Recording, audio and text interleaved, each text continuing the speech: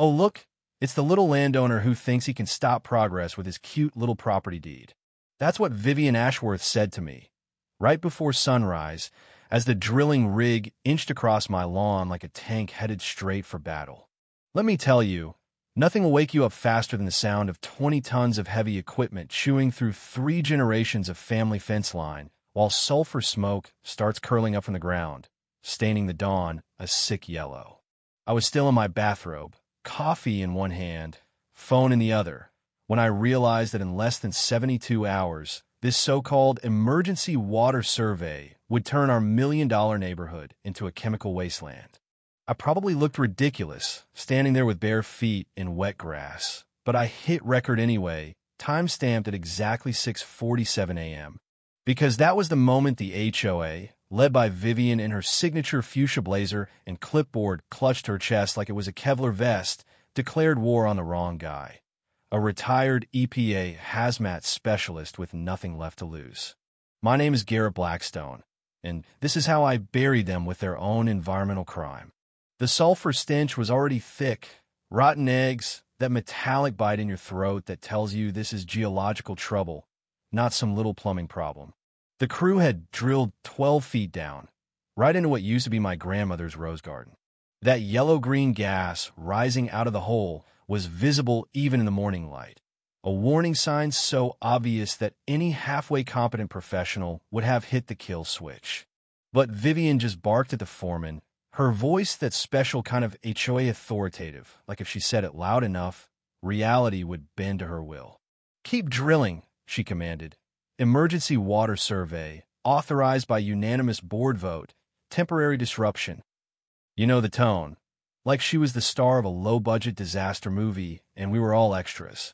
I stepped closer, toes tingling from the vibration in the ground. Wrong soil for water drilling, all limestone and hidden mineral veins. If there'd been any real assessment, this operation would have never started.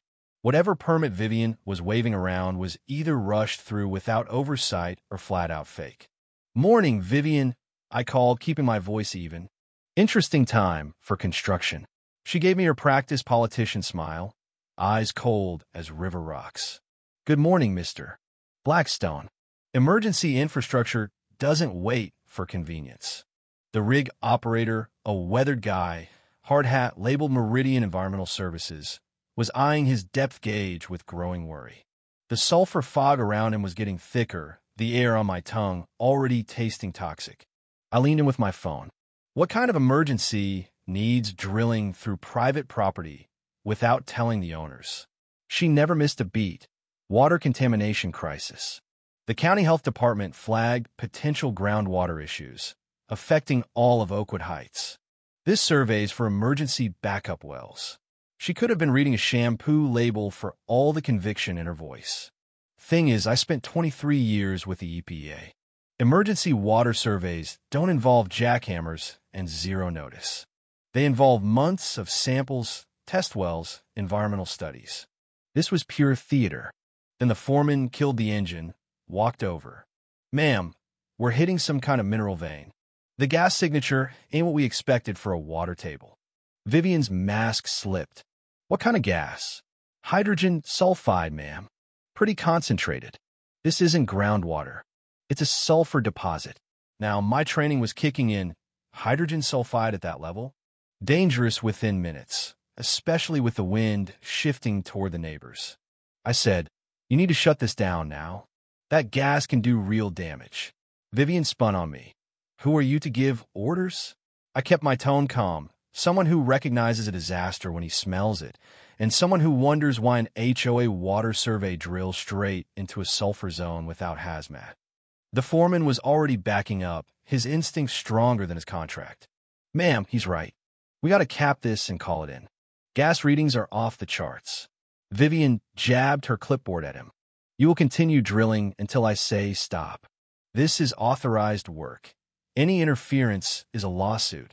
That's when I dropped my first little hint. "Vivian, you might want to double-check those EPA regs for residential drilling, hazardous disclosure, worker safety." "Just saying." Silence. The foreman was already on the phone with his supervisor. Vivian stammered, "That's irrelevant. We have all permits. This is authorized by the board. I asked, you notify all property owners, do a real assessment, follow hazmat protocols? The foreman returned.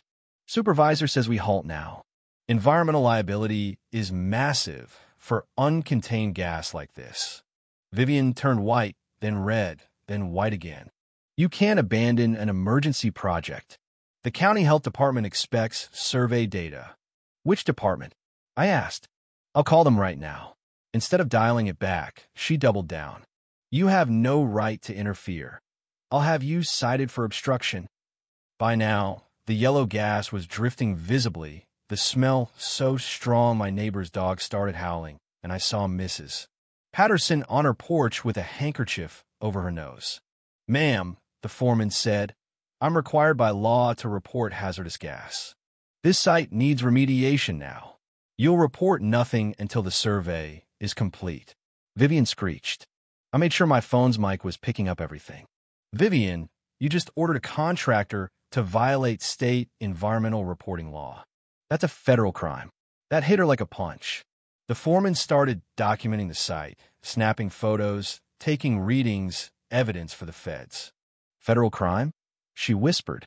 Obstructing safety reporting, endangering public health, conspiracy to violate EPA rules. I said, flat but loud enough for every neighbor to hear. Each one's up to 5 years in prison. Now, before you think you know how this plays out, let me just say, 2 decades in environmental enforcement taught me one thing. Folks like Vivian always think authority trumps law. Spoiler, it doesn't. I watched as the drilling operator loaded up his truck and peeled off, leaving Vivian in a sulfur cloud and me with all the evidence I needed. She screamed, "This is your fault. You sabotaged essential infrastructure with your technical mumbling." I said, "Sabotage? Lady, you drilled into a sulfur vein with no permits and no clue." Suddenly, a second drilling truck rolls up, bigger, meaner, 3 extra workers. Vivian puffs up. "Backup team, we'll finish the survey."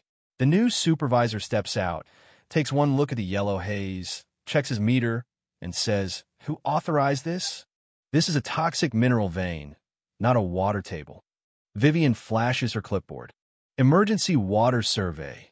County health authorization." The supervisor just stares. "Ma'am, environmental regs override any contract. This site needs to be evacuated." At this point, I step forward. "Garrett Blackstone, retired EPA. Your readings?" The supervisor's demeanor changes fast. Hydrogen sulfide at 43 parts per million and climbing, way above OSHA limit. How long till it's a real health hazard? 6 hours max. Vivian's face went from panic to rage. "You're overreacting. The gas will dissipate." The supervisor, "No, it accumulates. This is dangerous." She tried to pull rank again, finger in my face. "You're interfering. I'm calling 911 for obstruction." Supervisor just shakes his head.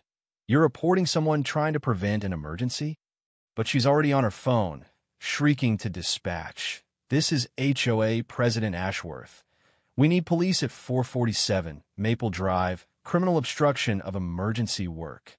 Cops showed up 5 minutes later, saw the yellow cloud, smelled the sulfur, radioed for hazmat and fire before they even asked for paperwork.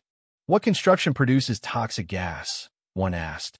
The supervisor handed over his credentials. "Hydrogen sulfide release, immediate evacuation needed." The scene went from Vivian's little HOA project to a federal emergency response zone in 15 minutes. Firefighters, county environmental inspectors, an EPA regional coordinator named Dr. Sarah Mitchell. Dr. Mitchell was all business, air meters, evacuation perimeters, and when she read Vivian's so-called permits, her expression darkened. "Ma'am, this isn't health department authorization. This is just an HOA memo." Under pressure, Vivian's story unraveled. No county involvement, permits likely forged, no assessment ever done. Dr. Mitchell declared the site a federal environmental crime scene. I introduced myself, showed her my footage and notes. She looked at me, recognized my name. "Riverside Chemical Investigation?" I nodded. 23 years, EPA Environmental Crime Unit. Her verdict? Unauthorized drilling, hazardous release, obstruction, conspiracy, all federal felonies. The hazmat crew worked overtime to cap the gas, but while they did, Dr. Mitchell's team discovered something deeper. Ground-penetrating radar showed the drill was aimed right at the largest sulfur vein in the subdivision. This wasn't a screw-up. This was sabotage designed to tank property values so someone could buy up houses cheap. A search warrant on Vivian's house turned up boxes of documents she hadn't had time to shred, payments from Meridian Development, contracts for geological surveys, emails with a certain Sterling Whitmore, their CEO. Turns out Meridian was targeting neighborhoods across 3 counties, engineering environmental disasters, infiltrating HOA boards, and scooping up properties after values cratered. Vivian had been getting monthly payments for 8 months, bonuses for every house sold. The total fraud, $14 million, 5 neighborhoods. By evening, with the neighborhood roped off and the gas finally dispersing, federal marshals showed up for Vivian and, hours later, Sterling Whitmore himself. Her face when the handcuffs clicked, man, that was something. "How did you know?" she asked. "I've been chasing environmental crooks my whole life," I said. "They always make the same mistake. They think paperwork and intimidation can outmuscle federal law." Oakwood Heights got Superfund status, professional remediation, and all the medical and financial help the community needed, paid for with seized assets from the criminal ring. The drill site became an environmental education center, a permanent reminder of what happens when regular folks fight back against environmental crime. But the story didn't end there. The FBI raids found Meridian's racket stretched across 4 states, over 300 homes, $60 million in dirty money, dozens of bribed officials. The Oakwood Heights case became the blueprint for the new Federal Environmental Terrorism Prevention Act. Stricter penalties, tighter oversight, mandatory reporting. I got called back from retirement to coordinate prevention. New role, new mission, same old fight. 3 years later, I still walk that rose garden, coffee in hand. The soil's richer, the air's cleaner, the roses stronger than ever. Margaret Hartwell, my old neighbor, now runs the new, transparent community board. Her secret recordings made her a hero. We've turned our biggest disaster into our greatest strength. A story for school kids. A warning to any HOA or developer who thinks the law is just a suggestion. So let me ask you, what would you have done if your neighborhood was targeted by environmental terrorists hiding behind fake authority? Do you think folks like Vivian and Sterling deserve life sentences? Or is that too harsh? Drop your thoughts below, share your own HOA horror stories, and tell me, where do you draw the line between community improvement and community destruction? Hit that like button and subscribe for more stories about fighting back. Because if Oakwood Heights taught me anything, it's this: sometimes it takes one stubborn landowner to save an entire town.